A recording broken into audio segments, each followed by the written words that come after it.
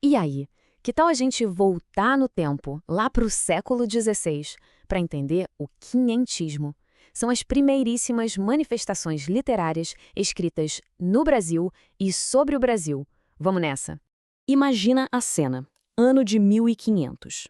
Navegadores portugueses chegam numa terra completamente desconhecida. De um lado, homens de armadura, carregando cruzes.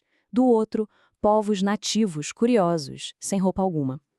Esse momento que essa pintura tenta capturar não foi um simples encontro, foi uma verdadeira colisão de mundos que mudou a história para sempre. Pensa bem, no meio de tanta coisa nova, de tanto espanto, por que a primeira reação desses europeus foi pegar a pena e o papel para registrar tudo? O que eles queriam tanto comunicar? São essas perguntas que vão guiar a gente nessa análise das motivações por trás desses textos pioneiros. Para a gente desvendar isso, o nosso roteiro é o seguinte. Primeiro, o impacto desse encontro. Depois, a gente mergulha na famosa carta que é quase a certidão de nascimento do país.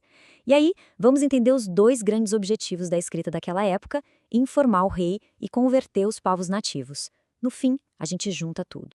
Aquele momento histórico, o desembarque, não foi só o começo de uma colônia. Foi o que deu origem a um tipo completamente novo de escrita. Uma literatura que nasceu ali, do espanto e, claro, da ambição. E aqui está o ponto central. Quinhentismo não era literatura por arte, não mesmo. Eram textos com um propósito muito, mas muito claro. Cada palavra foi escrita sob a ótica de um novo mundo a ser desbravado e servia ao grande projeto de colonização de Portugal. E olha, nenhum documento mostra melhor esse propósito do que o primeiro e mais importante de todos eles, a Carta de Pero Vaz de Caminha. E quem era o autor? Pero Vaz de Caminha, o escrivão oficial da Frota de Cabral. A missão dele era simples e direta: documentar absolutamente tudo que ele visse para o rei de Portugal. Ele era literalmente os olhos e os ouvidos da coroa naquela terra nova. E o que ele viu deixou ele maravilhado. Nesse trecho aqui, ele descreve os indígenas com uma mistura de curiosidade e, quem sabe, admiração. Ele repara na aparência, na nudez e principalmente no que ele chama de inocência. Essa visão, essa palavra, teria consequências enormes. E tá aqui, essa é a cara do documento real. A Carta de Caminha é considerada o documento que inaugura a história do Brasil. É a primeira página da nossa história escrita. E o que tá ali ecoa até hoje.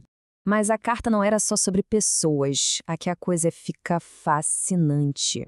Caminha começa a interpretar os gestos dos indígenas, talvez vendo o que ele queria ver. Ele enxerga sinais de ouro e prata. Essa observação foi crucial porque mostrava para o rei o potencial econômico da terra, um dos principais motores de toda a colonização.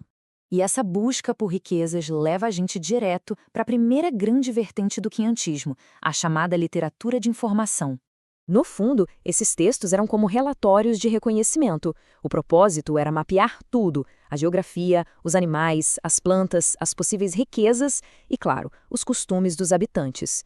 Tudo isso servia para informar as estratégias de exploração e de domínio do Império Português. E essa imagem aqui ilustra isso perfeitamente. Mapas como este, o Terra Brasilis, de 1519, não eram só guias geográficos. Eles eram, assim como as cartas, ferramentas visuais para catalogar a terra e o que ela tinha. Repara só como os indígenas são mostrados trabalhando com o pau-brasil. Era um inventário visual para a coroa. Só que a colonização não era feita só com mapas e relatórios de recursos. Tinha uma segunda frente de batalha, uma conquista que não mirava a terra, mas sim as almas das pessoas. E os protagonistas aqui eram os jesuítas. A Companhia de Jesus funcionava como o braço religioso e intelectual do projeto colonial.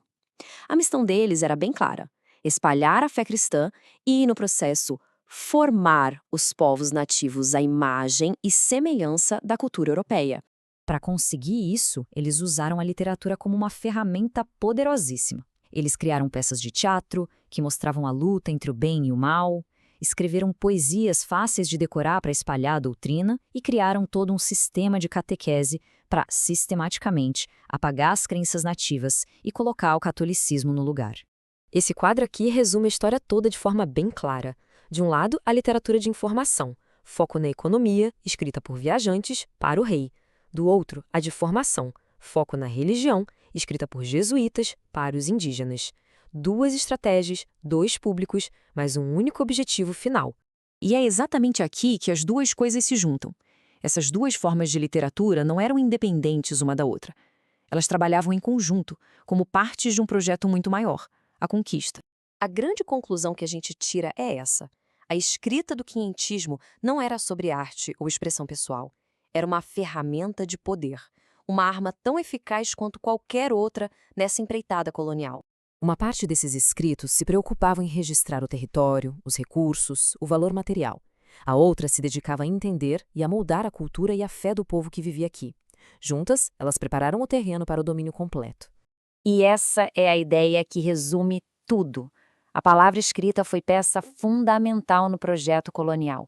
Ela serviu para justificar, para planejar e para executar a conquista tanto da terra quanto das pessoas.